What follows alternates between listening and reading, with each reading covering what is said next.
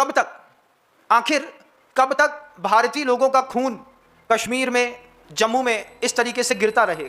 कब तक हम लाइन ऑफ कंट्रोल एलओसी के उस पार और इस पार की बातों में देश की युवा शक्ति का पैसा बर्बाद करते रहेंगे?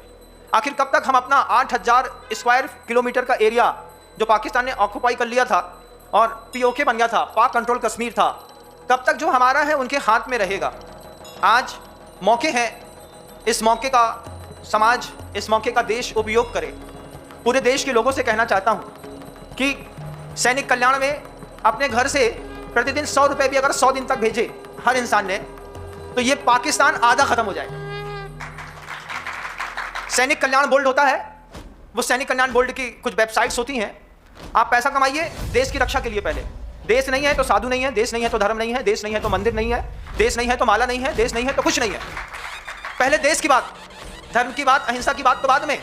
AK-47 जब छाती में घुसती है तो यहां से घुसती है तो सिर्फ 9 mm का सुराख करती है। पीछे से जब वो गोली निकलती है तो इतना बड़ा एरिया फाड़ करके निकलती है।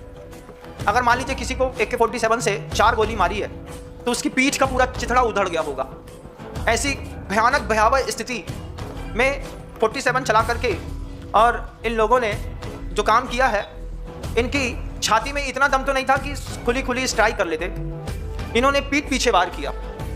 भारत के यशस्वी प्रधानमंत्री नरेंद्र भाई मोदी, भारत के यशस्वी गृह मंत्री अमित जी शाह, सुरक्षा सलाहकार अजित जी डोभाल और रक्षा मंत्री राजनाथ सिंह, ये चार ऐसे देवता हैं इस पूरी भारत की वसुंधरा को संभालने के लिए कि इन चारों के अंदर ब्रह्मा विष्णु महेश तीनों समाहित हैं।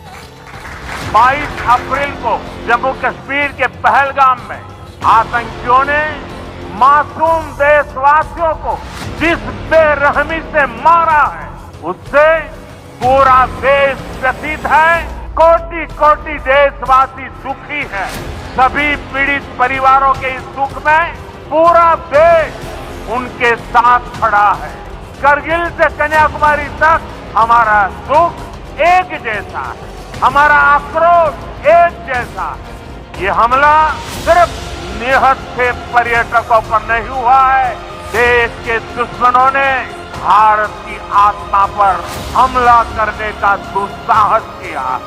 मैं बहुत स्पष्ट शब्दों में कहना चाहता हूं, जिन्होंने ये हमला किया है उन आतंकियों को और इस हमले की साजिश रचने वालों को उनकी कल्पना से भी बड़ी सजा मिलकर के रहेगी। अब आतंकियों की बची खुची जमीन को भी मिट्टी में मिलाने का समय आ गया है।